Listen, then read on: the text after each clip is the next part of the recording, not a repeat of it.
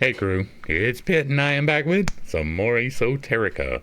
Today we are diving back into the works of Mrs. Helena Blavatsky. This is the secret doctrine we are reading aloud and discussing as we go along the various points that are brought to light by the text. It is not the format for everyone, but some people find value in it, so you are more than welcome to tag along as we continue our exploration. Before we begin, however, if you are unfamiliar with me, any of my unconventional beliefs, or if at any point in time I lose you in terminology, there will be several playlists linked in the corner above, in the box down below, along with the original source material, so that you can get a better understanding of who I am and why I say the things that I do. With that being said, let us dive in and continue our exploration of the secret doctrine with part 2, stanza 3, attempts to create man, because God cannot perfectly create man the first time. That would be silly. 11. The Lord of the Lords came from her body. He separated the waters, and that was heaven above, the first heaven, the atmosphere or the air, the firmament. A. Here, tradition falls again into the universal. As in the earliest version, repeated in the Puranas, so in the latest, the Mosaic account. In the first it is said, He, the Lord, the God who has the form of Brahma, when the world had become one ocean, Haravamsa, concluding that within the waters lay the earth, and desirous to raise it up, to separate it, created himself in another form, as in the preceding Kalpa, Manvantara, he had assumed the shape of a tortoise. So in this one he took the shape of a boar, etc., etc. In the Elohistic creation, Genesis verses 6, 7, 8, and 9, God creates a firmament in the midst of the waters, and says, Let dry land appear. And now comes the traditional peg, whereunto is hung the esoteric portion of the Kabbalistic interpretation. 11. The great Kohans, lords, called the lords of the moon, of the airy bodies, A. Bring forth men, they were told, men of your nature, give them, in example, the jivas or monads, their forms within. She, Mother Earth or nature, will build coverings without, external bodies, for males, females, will they be, males, females will they be, lords of the flame, also. A. Who are the lords of the moon? In India they are called Pitris or lunar ancestors, but in the Hebrew scrolls it is Jehovah himself who is Lord of the moon, collectively as the host and also as one of the Elohim. The astronomy of the Hebrews and their observance of times was regulated by the moon. A Kabbalist having shown that Daniel told of God's providence by set times, and that the Revelation of John speaks of a carefully measured cubical city descending out of the heavens, etc., adds, But the vitalizing power of heaven lay chiefly with the moon. It was the Hebrew Jehovah, and St. Paul enjoins, Let no man judge you for your observance of the seventh day, and the day of the new moon, which are a shadow of things to come. But the body, or substance, is of Christ, or Jehovah, that function of this power which made the barren woman a mother, for they are the gifts of Jehovah, which is a key to the objection which her husband made to the Shunammite, as to her going to the man of God. For it is neither the seventh day nor the day of the new moon. 2 Kings 4:23. The living spiritual powers of the constellations had mighty wars, marked by movements and positions of the stars and planets, and especially as the result of the conjunction of the moon, earth, and sun. Bentley comments on the Hindu war between the gods and the giants, as marked by the eclipse of the sun at the ascending node of the moon, 945 BC, at which time was born, footnote, according to the wonderful chronology of Bentley, who wrote in the days when biblical chronology was still undisputed, and also according to that of the modern Orientalist who dwarf the Hindu dates as far as they can. At which time was born, or produced from the sea, Shri, Sarai, the wife of the Hebrew Abraham. Footnote 2. Now, Sri is the daughter of Bhrigu, one of the Prajapatis and Rishis, the chief of the Bhrigus, the consumers, the aerial class of gods. She is Lakshmi, the wife of Vishnu, and she is the bride of Siva, Gauri, and she is Sarasvati, the watery, the wife of Brahma, because the three gods and goddesses are one under three aspects.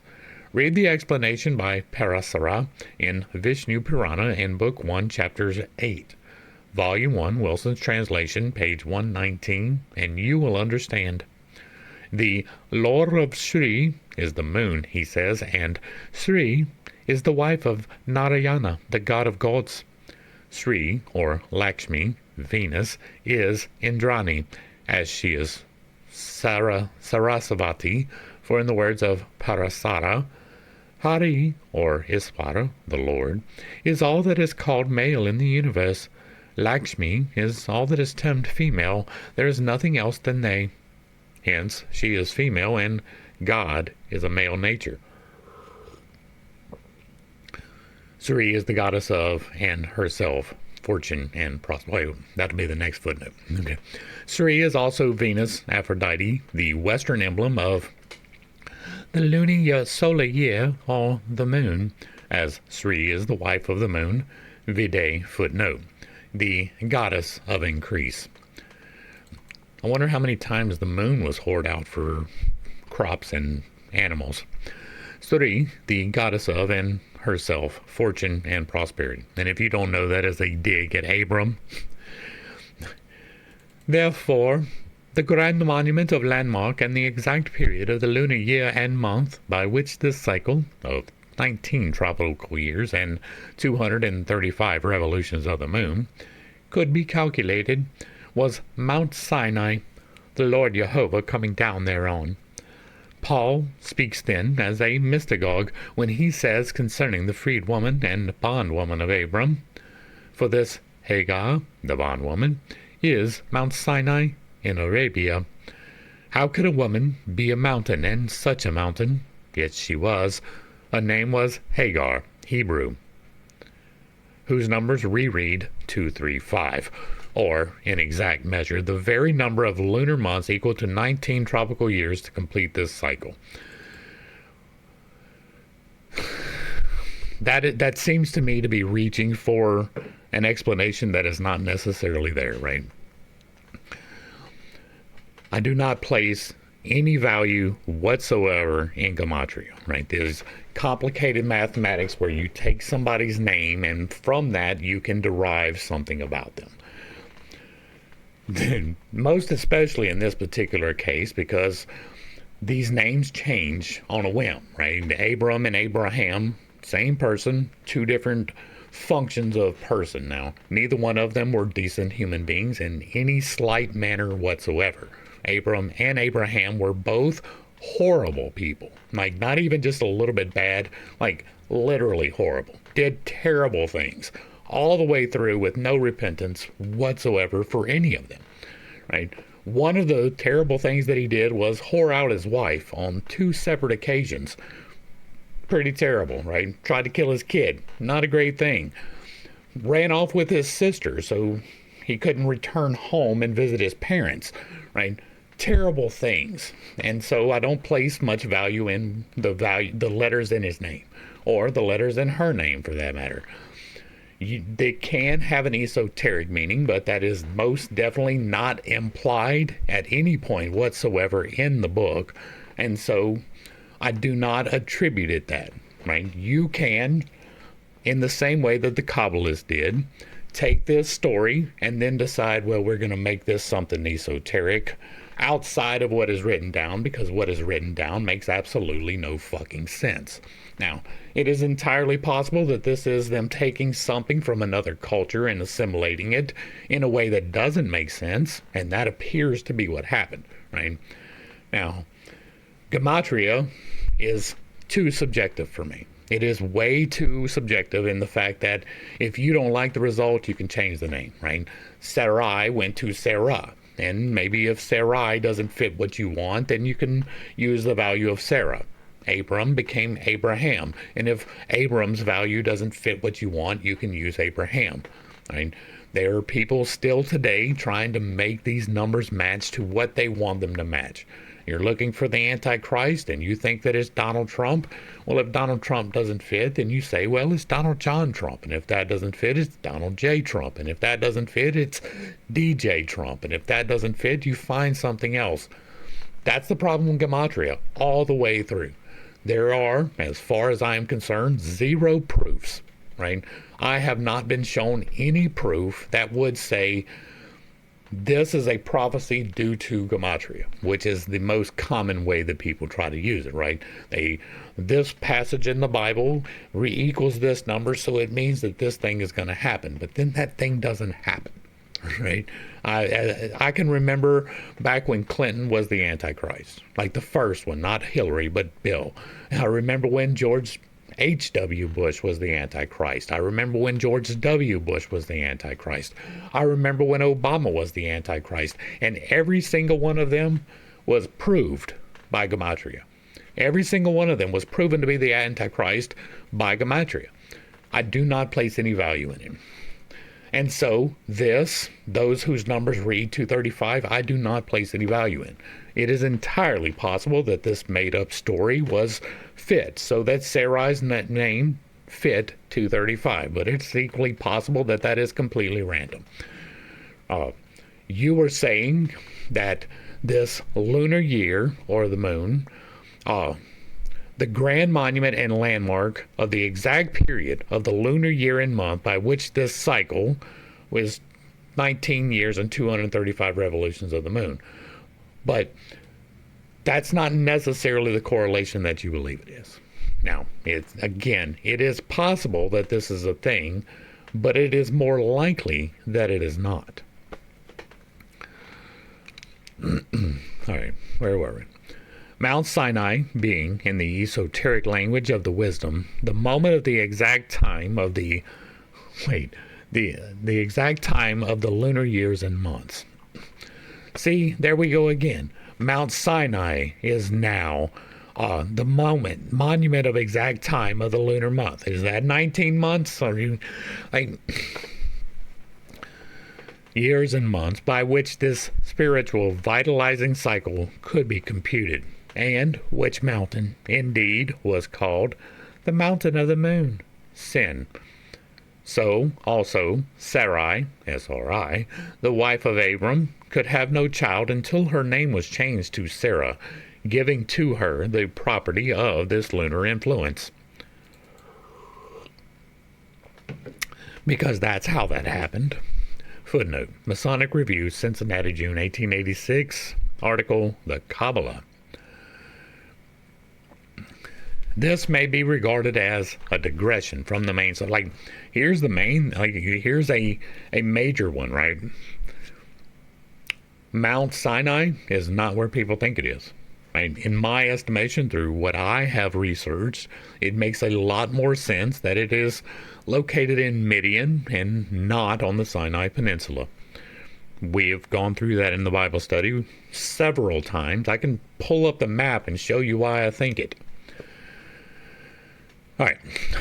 This may be regarded as a digression from the main subject, but it is a very necessary one with view to Christian readers, for who, after studying dispassionately the respective legends of Abram or Abraham, Sarai or Sarah, who was fair to look on, and those of Brahma and Sarasvati or Sri, Lakshmi, Venus, with the relations of all these to the moon and water, and especially one who understands the real Kabbalistic meaning of the name Jehovah and its relation to and connection with the moon. Who can doubt that the story of Abraham is based upon that of Brahma, or that Genesis was written upon the old lines used by every ancient nation? All the ancient scriptures is allegorical, all based upon and inseparably connected with astronomy and cosmology. That may be true, but I have no reason to believe it, right? Even though all of the proofs that have been shown in these studies doesn't even make it necessarily true, right? It can be, it is even likely that these, like I firmly believe that the books of Genesis, Exodus, Leviticus, Numbers, and Deuteronomy are all an amalgamation of legends that were already existent in the area, and that the people forming the religion of Judaism took those legends and assimilated them for themselves. I do believe that. It is even possible and likely that it is Brahma. But I don't know enough about the story of Brahma in this particular context to say whether it is the same as the story of Abram. But if so, fuck Brahma too. Like, just straight off the top, like, Abram was nobody to base his religion upon, right? Here's the story of Abram, right? In a nutshell. Abram really liked his sister, and so they ran off together. They left his father's lands, and they got married. And they went out and they were wandering through, and Abram was like, I like that place. It's going to be mine one day. And he goes, oh, I like that place too. It's going to be mine one day. And then he said, hey, you see this? That's going to be mine one day. And he wanders through coveting everybody's property. Like, there were people living in the area prosperously, at peace with each other. But Abraham, he didn't care about that. He wandered through and he's like, God's going to give me all of this. This is all going to be mine. I am not jealous or envious at all. This is mine. And so he wanders through. And in his wanderings, he's got to eat, right? So he comes upon this town and he's like, this isn't my wife. This is my sister. And they didn't realize he was lying and not lying at the same time, because it was his wife, but it was also his sister. And so he says, this is my sister, not my wife. And so the guy who's in charge of it sleeps with her. And then he finds out, because things start going wrong. He's like, wait a second, something ain't right. And he's like, oh, well, that's actually my wife. And he's like, why did you lie to me? Here, in restitution for you lying to me and me dishonoring you because you lied to me, take this, all of these crops, and take this, all of these animals, and go and be prosperous. And so he did. And then he wandered a little bit farther south and did the exact same thing again with a different ruler. This is not my wife. This is my sister. And the guy's like, okay, cool. But then before he actually did the deed with her, he finds out and he's like, whoa, this is not cool. Here, take these things and go. So Abram pimped out his wife, right? He was just, in order to save myself and to accumulate some things, we're going to act like you are not my wife, but you are only my sister instead of my sister and my wife. Then they go and he goes and he changes his name. He's like, oh, God said my name is Abraham now. It's no longer Abram, it's Abraham. And your name is no longer Sarai, it is Sarah. And God's going to bless us with a child. And so he does. And he does after the whole situation in which he sleeps with her maidservant and they have a child, and then she gets jealous even though it was her idea, and they kick this woman and the child out. They just go, well, they don't kick him out yet. He has the child. Then he has the second child, and then he kicks out the first child because the mother of his wife, the mother of the second child, is jealous of the first child. So they kick them out into the desert and say, go, I'm not going to take care of you. You just no longer live here. Carry your ass. We don't want you around anymore. And then he's like, I'm going to go up and I'm going to make a sacrifice of my kid. But he doesn't tell everybody that it's his kid he's going to do, because this angel came down and the angel's like, hey, bro, I'm going to need you to take that kid out. I'm going to need you to slice that out. We don't want this bloodline going on anymore. And so he walks up the mountain and he ties his kid up and he puts him on the altar and he gets the knife ready. And then a whole different angel appears and it's like, what the fuck are you doing? You're not supposed to kill people, bro. Look, here's a goat. Use that. And so he does.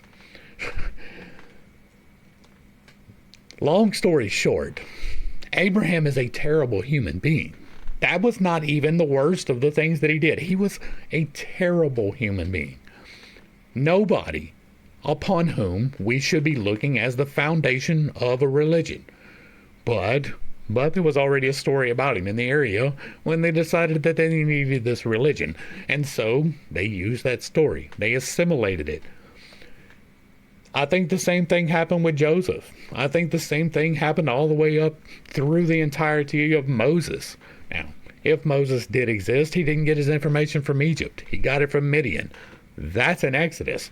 And beyond that, like, not only did he lie about where he got his information from and the whole backstory, right? We're not going to dive into the Exodus problems that much, but he did things magically that Egypt could reproduce in different variations. He learned not from Egypt, because they would have recognized him when he reappeared. He learned it from Midian. His father-in-law was a priest of Midian, and it is recorded that the priest of Midian could perform these miracles. That's where he learned it from.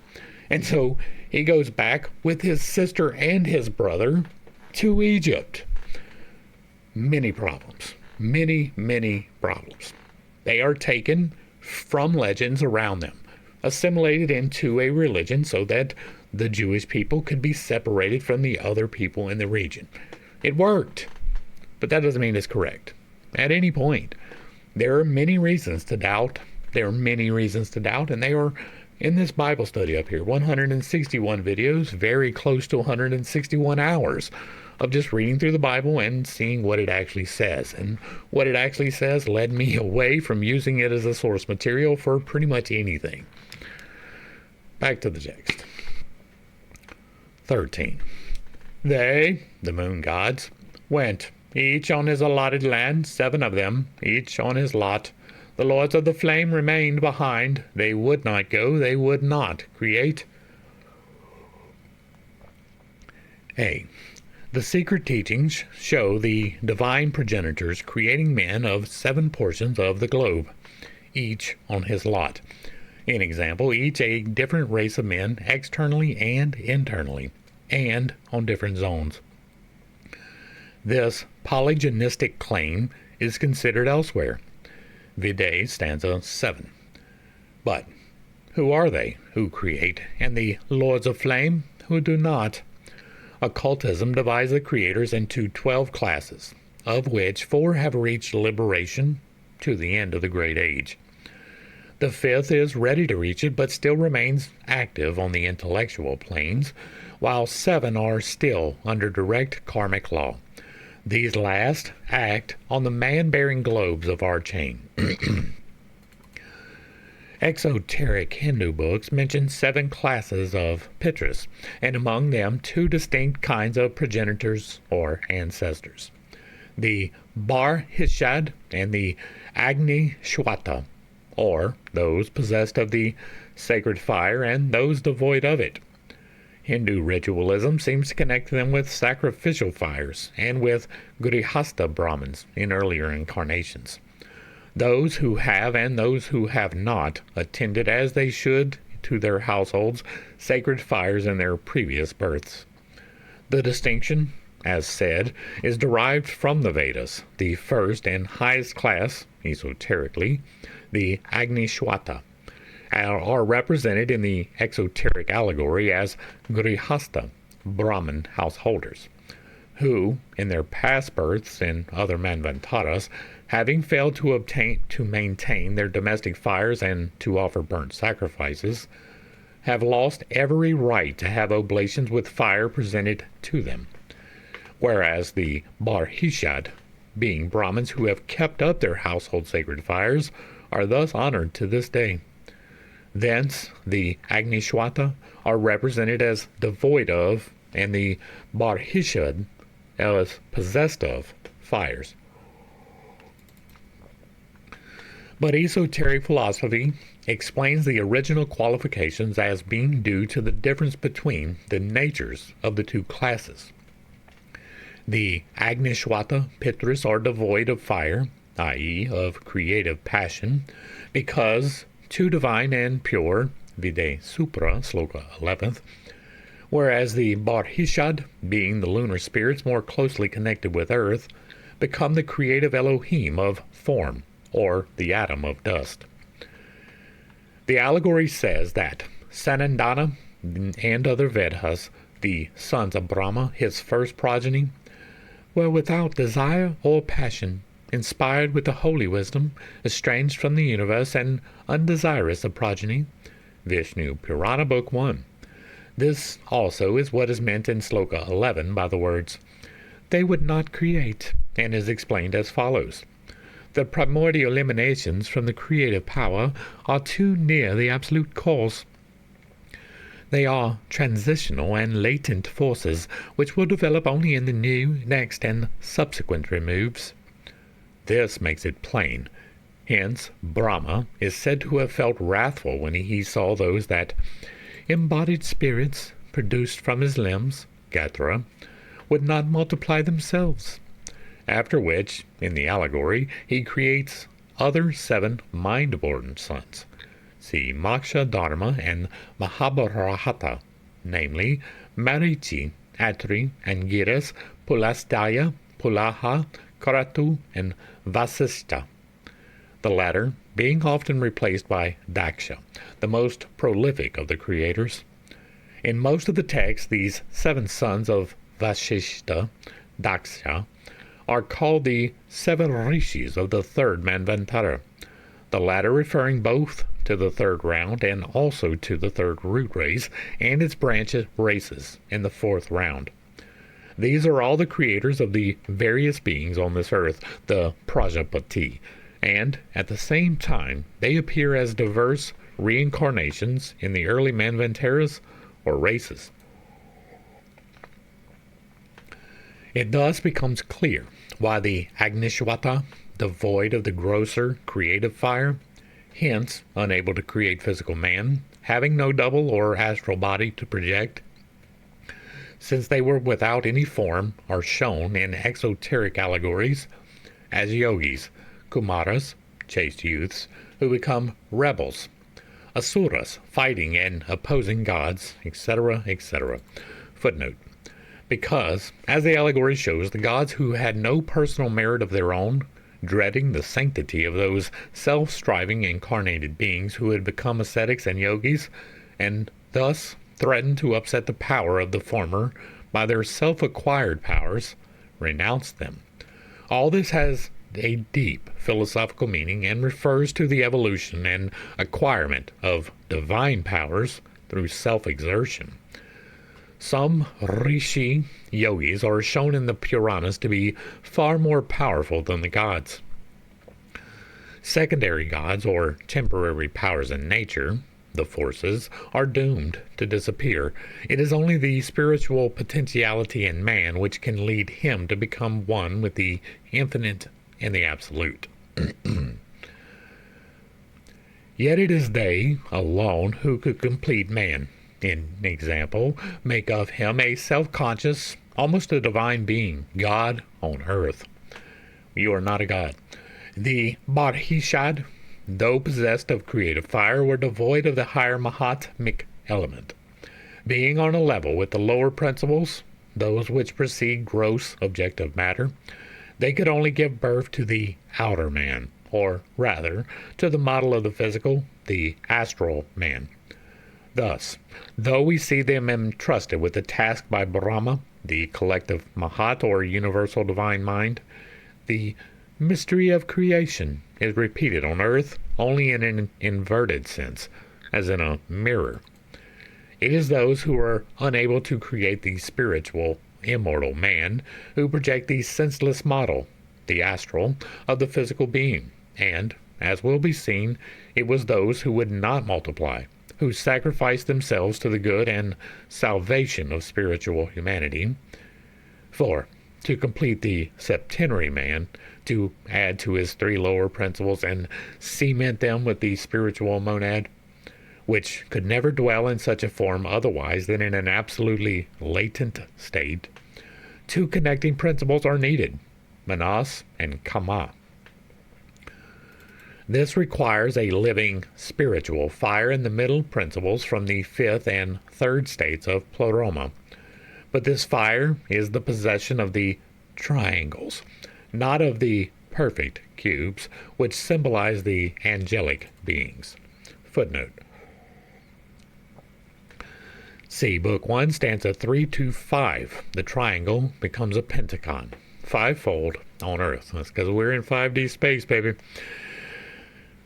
angelic beings, the former having from the first creation got hold of it and being said to have appropriated it for themselves, as in the allegory of Prometheus. These are the active, and therefore, in heaven, no longer pure beings. They have become the independent and free intelligences, shown in every theogony as fighting for that independence and freedom, and hence, in the ordinary sense, rebellious to the divine passive law.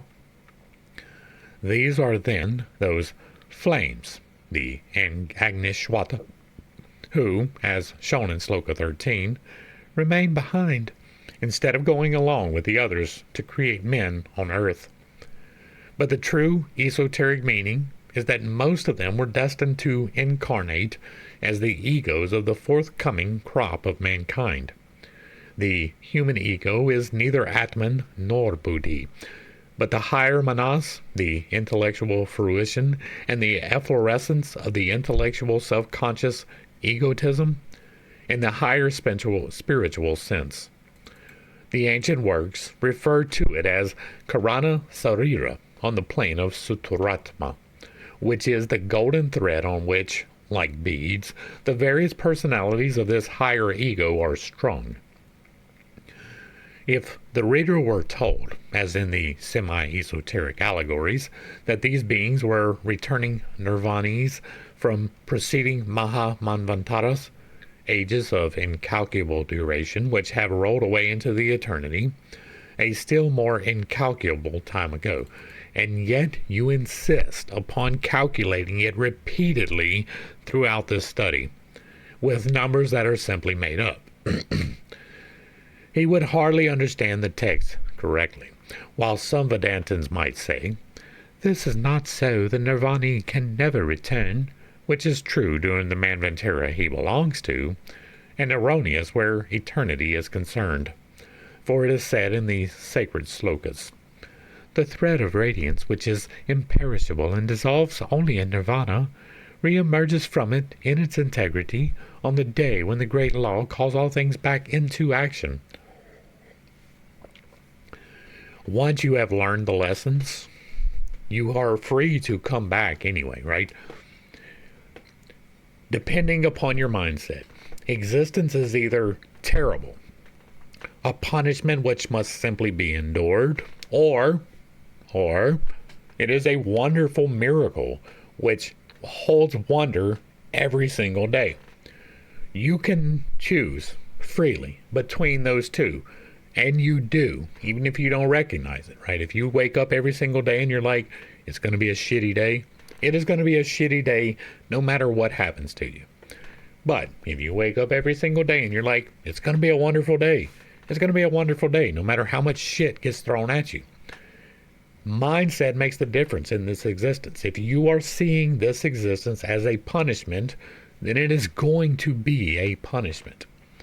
And so, the reason why I say that is, you have lessons to learn when you are here, right? That is tied into karma. If you learn the lessons, then you don't have to return. But if you don't learn the lessons, you don't really have to return anyway. Our souls come here to experience the mortal and to learn these lessons. If you have learned all of the lessons in the proper manner, then you enter into the possibility for this nirvanic state where you don't have to return and be separated from the one.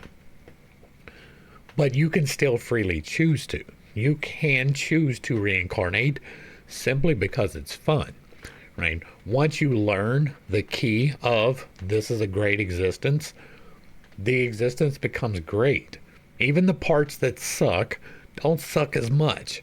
And so if you are a disincorporated soul and you had the possibility to come back and you understood this, you could do it, right?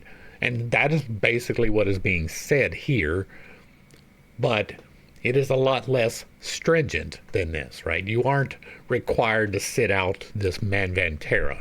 If you decide that you've learned all the lessons in here and you still want to go back, you can. There are still lessons to learn. Like even if you've learned loss, right? One of the hardest lessons is loss. grief. Like you lose a child when it's a year old, right? That is a tough lesson. And you learned it, right? You go and you got over your grief. You did the best you could with the rest of your life. You did everything correctly. And you go up there and you say, you know what, I'm going to go back.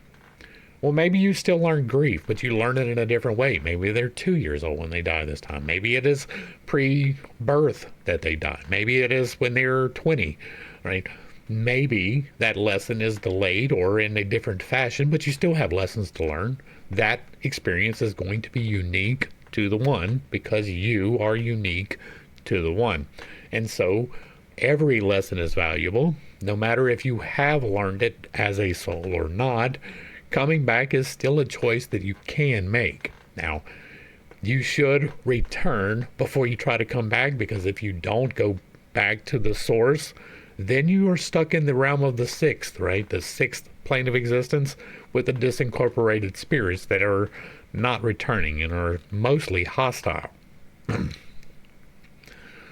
So to me, this is not like incredible. This is not outside of the realm of possibility for what I believe. And so I'm going to point that out, right? All right. For it is said in the sacred slokas, the thread of radiance which is imperishable and dissolves only in nirvana re-emerges from it in its integrity on the day when the great law calls all things back into action. Hence, as the higher Petrus, or Dionis, had no hand in his physical creation, we find primeval man issued from the bodies of his spiritually fireless progenitors, described as aeriform, devoid of compactness and mindless. He had no middle principle to serve him as a medium between the highest and lowest. He didn't have a heart chakra? That's wild. The spiritual man and the physical brain, for he lacked manas. The monads, which incarnated in those empty shells, remained as unconscious as when separated from their previous incomplete forms and vehicles. There is no potentiality for creation or self-consciousness in a pure spirit on this our plane, unless it is too homogeneous, perfect, because divine nature is, so to say, mixed with and strengthened by an essence already differentiated. It is only the lower line of the triangle, representing the first triad, that emanates from the universal monad, that can furnish this needed consciousness on the plane of differentiated nature. But how could these pure emanations, which on this principle must have originally been themselves unconscious, in our sense, be of any use in supplying the required principle, as they could hardly have possessed it themselves? The answer is difficult to comprehend unless one is well acquainted with the philosophical metaphysics of a beginningless and endless series of cosmic rebirths, and becomes well-fashioned and familiarized with that immutable law of nature which is eternal motion, cyclic and spiral, therefore progressive, even if its seeming retrogression. The one divine principle, the nameless that of the Vedas, is the universal total, which neither in its spiritual aspects and emanations nor in its physical atoms can ever be at absolute rest except during the nights of Brahma. Hence, also, the firstborn are those who are first set in motion at the beginning of a manvantara, and thus the first to fall into the lower spheres of materiality. They, who are called in theology the thrones and are the seat of God, must be the first incarnated men on earth, and it becomes comprehensible, if we think of the endless series of past manvantaras, to find that the last had come first and the first last. We find, in short, that the higher angels had broken countless eons before through the seven circles, and thus robbed them of the sacred fire, which means in plain words that they had assimilated during their past incarnations in lower as well as in higher worlds all the wisdom therefrom, the reflection of Mahat in its various degrees of intensity, No entity, whether angelic or human, can reach the state of nirvana, or of absolute purity, except through eons of suffering and the knowledge of evil as well as good, as otherwise the latter remains incomprehensible. The beauty is made more beautiful by the ugly that surrounds it. Between man and the animal, whose monads or evas are fundamentally identical, there is the impassable abyss of mentality and self-consciousness. What is human mind in its higher aspect? Whence comes it, if it is not a portion of the essence, and, in some rare cases, of incarnation, the very essence of a higher being? One from a higher and divine plane. Can man, a god in the animal form? No, you're not. Like, you are a tiny little sliver of God, but you are not God. The Holy Spirit, which is every single atom in existence, is not the entirety of God. It is entirely of God, but not the entirety of God.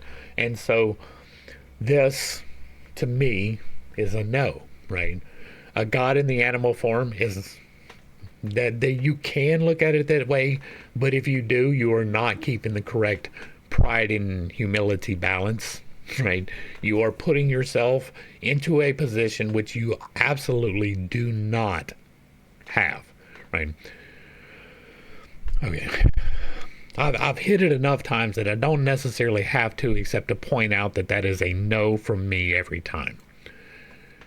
Can man, a god in the animal form, be the product of material nature by evolution alone, even as is the animal, which differs from man in external shape, but by no means in the materials of its physical fabric, and is informed by the same, though undeveloped, monad, seeing that the intellectual potentialities of the two differ, as the sun does from the glowworm?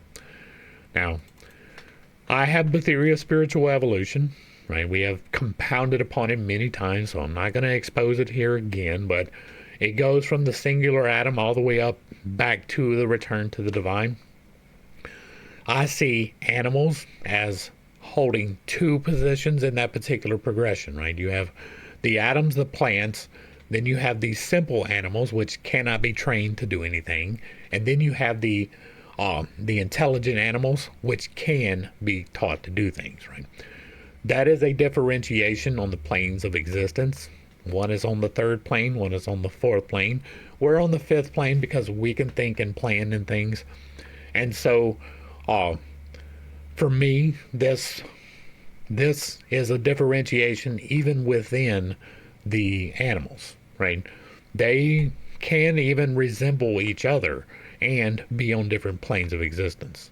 There's a difference between I don't even know a really good example of that, right? You can train rats to do things. They are on the fourth plane. You can't really train some of the other rodents, and so they are on the third plane, right? If it acts on a purely instinctual level with no ability to anticipate or have any planning, then it's on the third plane. If it has the ability to be trained to anticipate or to show any sign of planning, all right, not on an instinctual level, like squirrels hide nuts. That's instinctual. To teach a squirrel to bring you something in exchange for a nut is a whole different level of experience, right? Now, you can do that with crows. Squirrels are less likely to comply. So, crows, fourth level, squirrels, third level. Hopefully that makes a little bit of sense. And so the intellectual potentialities of those two differ, much less the intellectual potentialities between us and dogs or us and squirrels, which is one divide removed. And so these are all a progression to me through evolution to me. Now that can be guided evolution, which we talked about quite extensively yesterday, or it can be spontaneous radiation, which we also talked about yesterday. Back to the text. And what is it that creates such a difference? Unless man is an animal plus a living God within his physical shell. No, right? The living God, as much as it is in us, is in all of the existence. Even the individualized atoms have the living God in them. There is no existence outside of those elements, right? Without the foundational, fundamental elements of which everything is made up, there is no existence. That fundamental web that is all of existence at the exact same time is a manifestation of God, right? Literally the only manifestation of God. And so the exact same elements are in me, that are in my dogs, that are in the squirrel, that are in the flowers, right? The exact same elements. There is carbon, nitrogen, hydrogen in different varying degrees and in different complex molecules, but that is not the fundamental difference. It's not. God is in the dogs just as much as he is in you. It expresses in a different way because we have different lessons than the dog does. And so for me, this is a no. Let us pause and ask ourselves seriously the question, regardless of the vagaries and sophisms of both the most materialistic and the psychological modern sciences. That's what I just did. To some extent, it is admitted that even the esoteric teaching is allegorical. To make the latter comprehensible to the average intelligence requires the use of symbols cast in an intelligible form. Hence, the allegorical and semi-mythical narratives in the exoteric and the only semi-metaphysical and objective representations in the esoteric teachings. For the purely and transcendentally spiritual conceptions are adapted only to the perceptions of those who see without eyes, hear without ears, and sense without organs. According to the graphic expressions of the commentary, the too Puritan idealist is at liberty to spiritualize the tenet, whereas the modern psychologist would simply try to spirit away our fallen, yet still divine, human soul in its connection with Buddhi. The mystery attached to the highly spiritual ancestors of the divine man within the earthly man is very great. His dual creation is hinted at in the Puranas, though its esoteric meaning can be approached only by collating together the many varying accounts and reading them in their symbolical and allegorical character. So it is in the Bible, both in Genesis and even in the epistles of Paul. For that Creator, who is called in the 2nd chapter of Genesis the Lord God, is, in the original, the Elohim, or gods, the Lords, in the plural. And while one of them makes the earthly atom of dust, the other breathes into him the breath of life, and the third makes of him a living soul. 2:7. I don't know that that is accurate. All of which readings are implied in the plural number of the Elohim. Footnote. Seth, as Bunsen and others have shown, is not only the primitive god of the Semites, early Jews included, but also their semi-divine ancestor.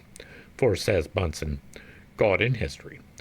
The Seth of Genesis, the father of Enoch, the man, must be considered as originally running parallel with that derived from the Elohim, Adam's father. According to Bunsen, the deity, the god Seth, was the primitive god of northern Egypt and Palestine. Stanley Wake, the Great Pyramid. And Seth became considered in the latter theology of the Egyptians as an evil demon, says the same Bunsen, for he is one with Typhon and one with the Hindu demons as a logical sequel.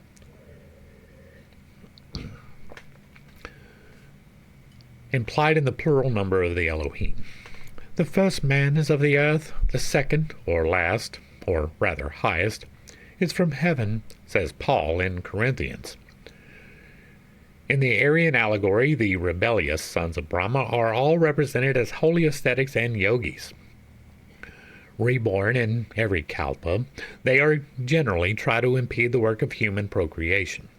When Daksha, the chief of the Prajapati creators, brings forth 10,000 sons for the purpose of peopling the world, Narada, the son of Brahma, the great Rishi, and virtually a Kumara, if not so in name, interferes with and twice frustrates Daksha's aim by persuading those sons to remain wholly ascetics and eschew marriage. For this, Daksha curses Narada to be reborn as a man, as Brahma had cursed him before for refusing to marry and obtain progeny, saying, "Perish in thy present, deva or angelic, form, and take up thy abode in the womb." In example, become a man. Vaya Purana Harivamasa. Notwithstanding several conflicting versions of the same story, it is easy to see that Narada belongs to that class of Brahma's firstborn, who have all proven rebellious to the laws of animal procreation, for which they had to incarnate as men. Of all the Vedic rishis, Narada, as already shown, is the most incomprehensible because the most closely connected with occult doctrines, especially with the secret cycles and kalpas. Vide Supra. Certain contradictory statements about this sage have much distracted the Orientalist. Thus, he is shown as refusing positively to create, having progeny, and even as calling his father Brahma a false teacher for advising him to get married. Narada Pancharatra. Nevertheless, he is referred to as one of the Prajapati progenitors. In Naradiya Purana, he describes the laws and duties of the celibate adepts, and as these occult duties do not happen to be found in the fragment of about 3,000 stanzas in the possession of European museums, the Brahmins are proclaimed liars. The Orientalist, forgetting that the Naradiya is credited with containing 25,000 stanzas, and that it is not very likely that such manuscripts shall be found in the hands of the Hindu profane, those who are ready to sell any precious ola for a red pottage. Suffice it to say that Narada is the Devarishi of occultism par excellence, and that the occultist who does not ponder, analyze, and study Narada from his 7 esoteric facets will never be able to fathom certain anthropological, chronological, and even cosmic mysteries. He is one of the fires mentioned above and plays a part in the evolution of this kalpa from its incipient down to its final stage. He is an actor who appears in each of the successive acts, root races, of the present Manvantaric drama, in the world allegories which strike the keynote of esotericism and are now becoming more familiar to the reader. But shall we turn to other ancient scriptures and documents for the corroboration of the fires, sparks, and flames? They are plentiful if one only seeks for them in the bright places. In the Book of the Concealed Mystery they are clearly enunciated, as also in the Ha'idra Sutra Kadisya, or the Lesser Whole Assembly.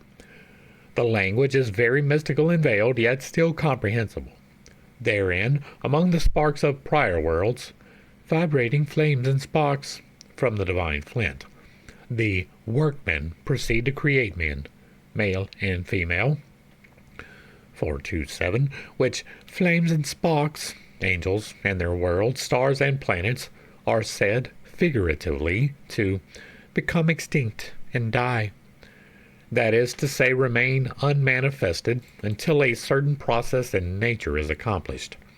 To show how thickly veiled from public view are the most important facts of anthropogenesis, 2 passages are now quoted from 2 Kabbalistic books.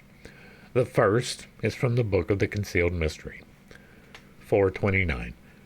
From a light bearer, one of the 7 sacred planets, of insupportable brightness proceeded a radiating flame, dashing off, like a vast and mighty hammer, those sparks which were the prior worlds. 430. And with the most subtle ether were these intermingled and bound mutually together, but only when they were conjoined together, even the Great Father and Great Mother. 431. From Hoa himself is Ab, the Father, and from Hoa himself is Ruach, the Spirit, who are hidden in the Ancient of Days, and therein is that ether concealed.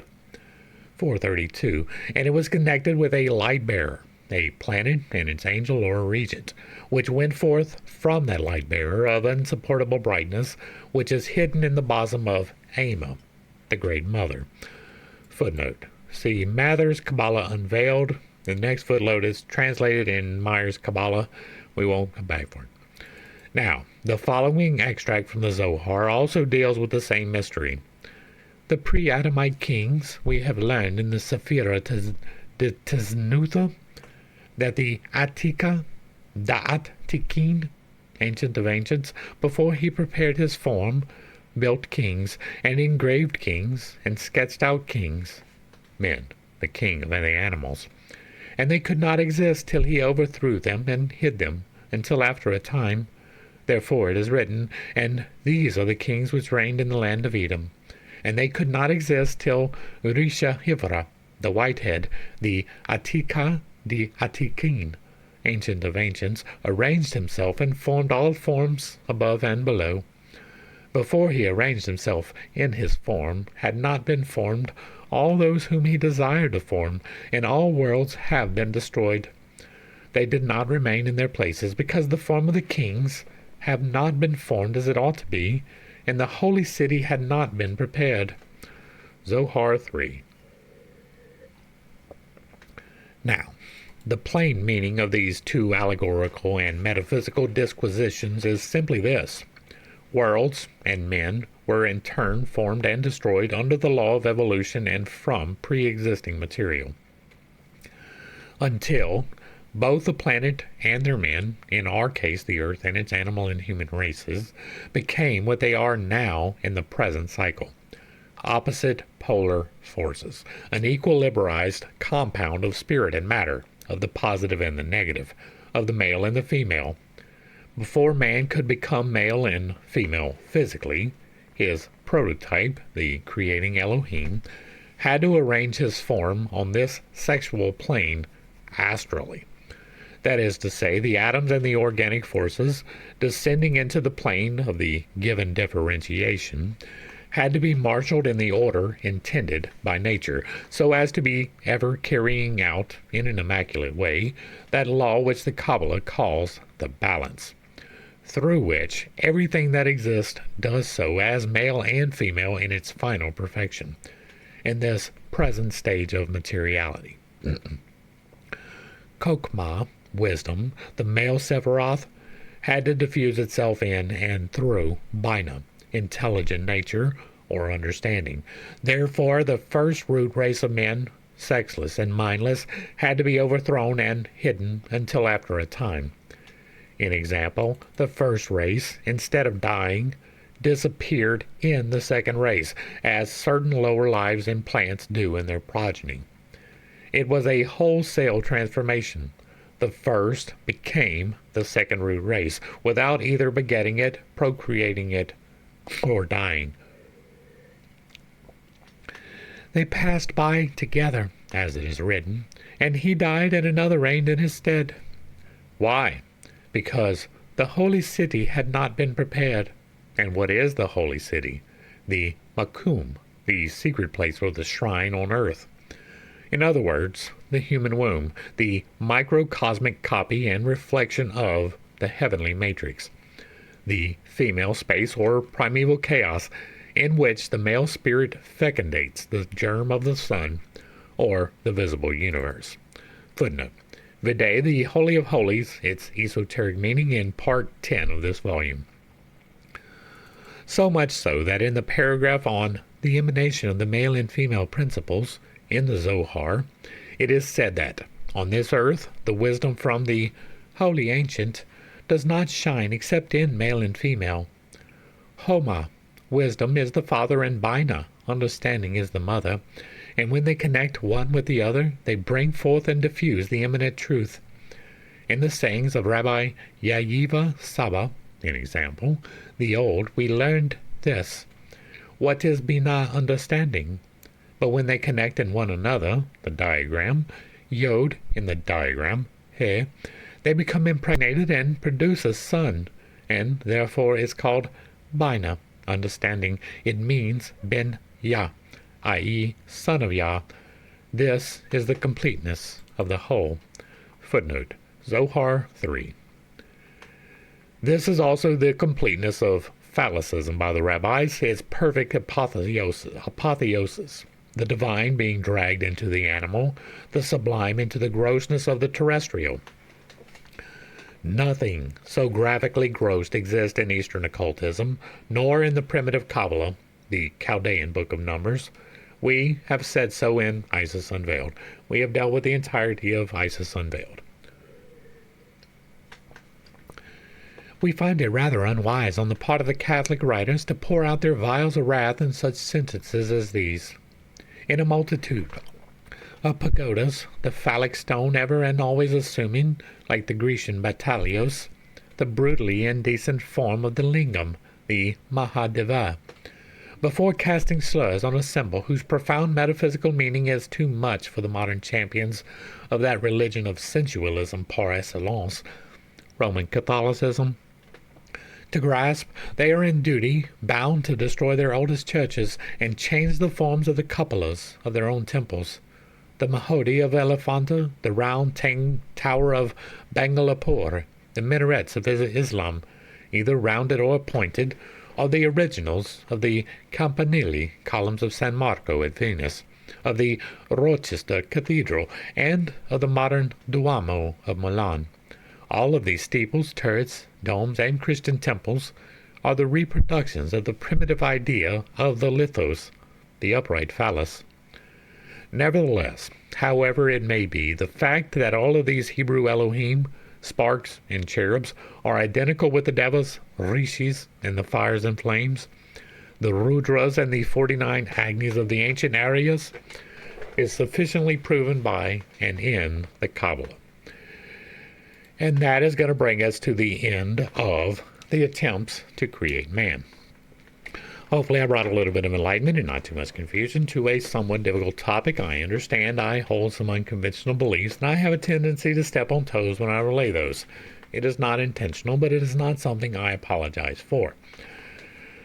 These fires, to me, symbolize the Holy Spirit. I have stated time and time again that the Trinity to me is the body, it is the soul, and it is the Holy Spirit. The body is simple corporality. The soul is the deciding factor. The spirit is an action. So every single instance of fire, light, heat, movement, or change is a manifestation of the Holy Spirit. To me, it is quite literally time in motion. It is quite literally any change whatsoever. And so all of this does play into what I believe, right? I do believe that there are creative forces, not necessarily powers, right? Powers intimate that there is some choosing by the elementals on what they do, and I don't think that is the case. I believe that it is simply functional. They do things, they have the capacity to see forward. And let's conceptualize real quick. I use lightning all of the time as my example of plasma because it is a good visible one, right? Up until the point of the lightning bolt actually striking, the potential exists for the strike. In the invisible plasma, which is the Holy Spirit, exists the potential for the strike. When you see the strike happen, that is the potential changing. It is becoming actuality. It is changing from potential into reality. And it is visible. It happens in other places. When water vapor condenses to a liquid, the same change is happening, just not to the same energetic display. And so every emanation of the fire is not necessarily a visible one, but it is necessarily the same thing. And so the potential contained in the invisible is still there. All of those elements exist. They are in the proper chain. Now, my conception of this elemental is that if it exists and it is in the fifth plane or the sixth plane of existence, right? And it has the capacity to see forward in time and see backwards in time. It can see this potentiality coming. It can see that this particular spot is prime for the discharge of these electrical currents. And if it happens in this particular spot, then it will be enacted correctly. And those forces are in charge of recognizing this potentiality and making that change happen. So if there are ruling forces, they're not necessarily walking around with the planet and turning it, but really just kind of recognizing the potentiality that exists and engaging with it, right? The Kohan, the Diane Kohan of lightning, is sitting up there and he recognizes this potentiality and he makes that change happen. If there is an elemental, that is the role that I see it filling. Now, you, through esotericism, can access these. See Isis Unveiled, where it was talked about in greater detail. But this is the spirits that they hold the seances and talk to. This is, it has the ability to see forward and backwards in time, but it doesn't really understand the implications, right? It can tell you, you go in with a Ouija board and you ask your question, and it answers your question, but it doesn't really understand any of the meaning behind the question. That is my conception of the sixth plane of existence. Now, the seventh plane of existence is the angels and demons, the jinn, the aliens, however you want to refer to them, and they are more of a messenger capacity, right? They come and they're like, hey, you're about to mess up, don't do this thing. Or, hey, you're doing great, keep doing this thing. Like, they come, they have the capacity to see and to understand the implications therein. So when the angels came to Sodom and Gomorrah, right, they recognized this is a problem, this is messing up, and we're going to fix it. We are messengers with a message. Repent. And if you don't, we're going to burn you down with fire, right? That is how I see those things. Hopefully I brought a little bit of enlightenment and not too much confusion. If you got any comments, drop it down below. If you like what I'm doing over here, let me know down below. Give me a like, a share, a follow, throw me a comment. If you agree or disagree with anything that was said in here, if it remains respectful, it gets to remain up. If there's another work you would like to see me discuss in the manner that we are doing here, drop that in the comments as well. And if you really like what I'm doing, hit me with that super thanks or even a membership. The bills do not pay themselves. To the crew, thanks for hanging out.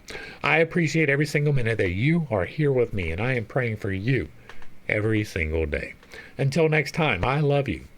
God loves you. You are perfect, whole, and complete, just the way that you are. And this has been Pit Steak. Peace.